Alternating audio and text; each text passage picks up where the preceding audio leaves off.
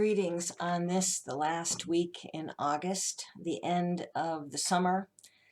Since the beginning of the pandemic, it feels like we've been on a roller coaster ride.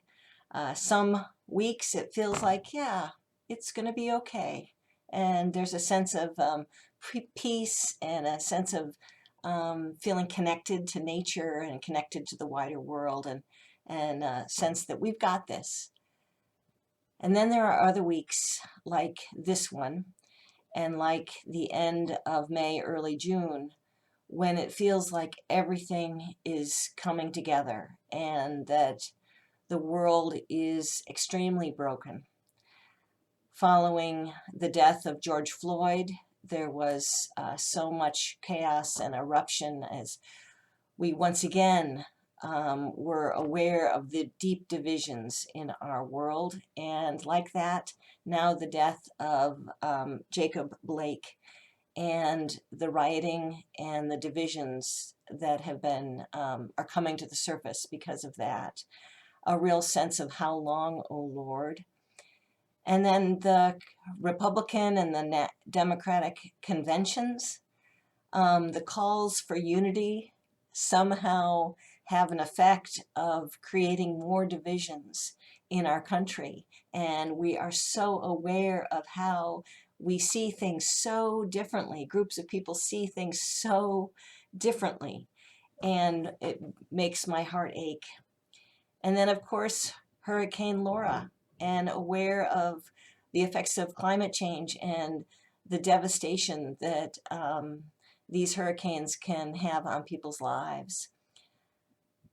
To top it off, then is the beginning of school, and I know my heart especially aches for the teachers and the administrators and the parents who for the last all summer actually have been preparing for this next week and being so uncertain about what the start of school will begin. And now we're on the precipice of starting school, and it's just, there's a lot of anxiety.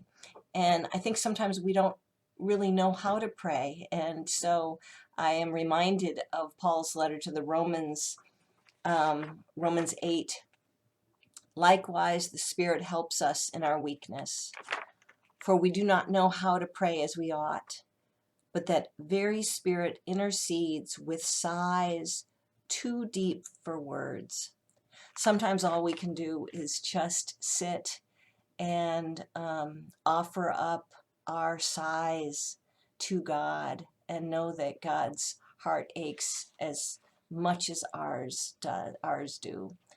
I would like to offer a prayer, though, as just some offering. I found this on a Presbyterian website around the beginning of school, and I won't do the whole thing, but I found these words do speak to the whole spirit that of the times that we're living in.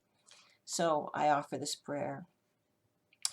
We look to you, Lord, who gives us the peace that passes all understanding. Hear the cries of the hurting and promises that small amounts of faith can precipitate large and life-giving change. We look to you, loving God, for wisdom, for courage, for inspiration, for creativity. As we make difficult decisions in an unprecedented time, grant us an unshakable commitment to one another, especially to the most vulnerable among us. Send your Spirit to open our eyes to the new thing you are doing. Send your Spirit to open our ears to the voices we need most to hear.